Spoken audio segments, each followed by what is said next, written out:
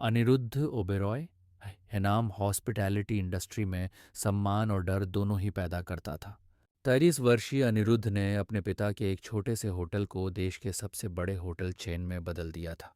उसके पास दुनिया भर में 50 से ज़्यादा लग्जरी होटल्स थे, लेकिन उसके दिल में एक ऐसा घाव था जो कभी नहीं भरा।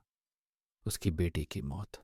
2 साल पहले एक कार एक्सीडेंट में उसकी पत्नी और बेटी की मौत हो गई थी। उस दिन के बाद से अनिरुद्ध और भी कठोर हो गया था। वह कनेत अपने आप को दोष देता था क्योंकि वह उस दिन बिजनेस मीटिंग में व्यस्त था और परिवार को समय नहीं दे पाया। एक शाम वह अपने नए होटल के इंस्पेक्शन के लिए गोवा गया। समुद्र किनारे घूमते हुए उसकी नज़र एक युवती पर पड़ी जो एक व्हील चेयर पर बैठी बच्चों को पढ़ा रही थी। वह बच्चे स्पेशल नीड्स वाले थे। यह दृश्य देखकर अनिरुद्ध का दिल द्रवित हो गया। अगले दिन वह फिर उसी जगह पहुंचा। उसने देखा कि युवती, जिसका नाम मायरा था, बिना किसी सहायता के बच्चों को संभाल रही थी।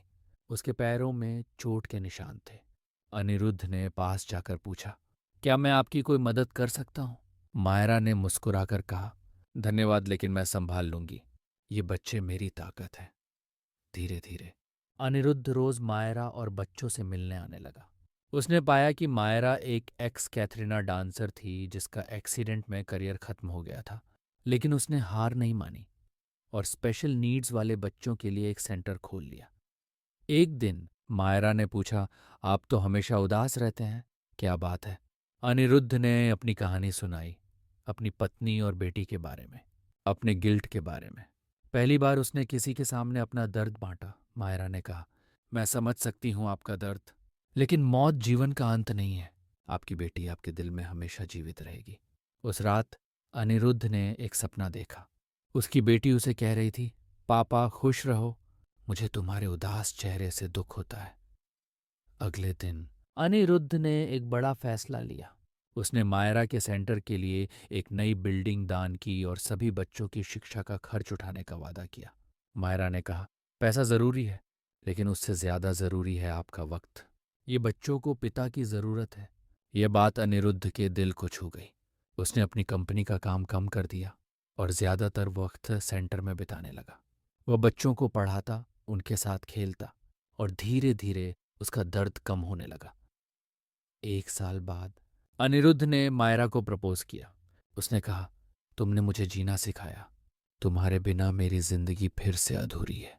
मायरा की आंखों में आंसू थे, लेकिन मैं तो। अनिरुद्ध ने उसका हाथ थामा। तुम वही हो जो हो और मुझे तुम्हारे जैसा ही चाहिए। आज अनिरुद्ध और मायरा मिलकर पूरे देश में स्पेशल नीड्स वाले बच्चों के लिए सेंटर चलाते हैं। अनिरुद्ध के होटल्स का एक हिस्सा हमेशा दान के लिए रखा जाता है।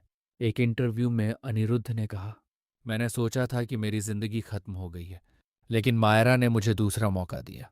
असली धन वह नहीं है जो आपके बैंक में हो, बल्कि वह है जो आप दूसरों की मदद में लगाते हैं। ये कहानी सिखाती है कि जिंदगी चाहे कितनी भी मुश्किल क्यों ना हो, प्यार और दया हमेशा एक नया रास्ता दिखाते हैं। और कभी कभी सब कुछ खोकर ही हम वो पाते हैं जो हमें सच में चाहिए।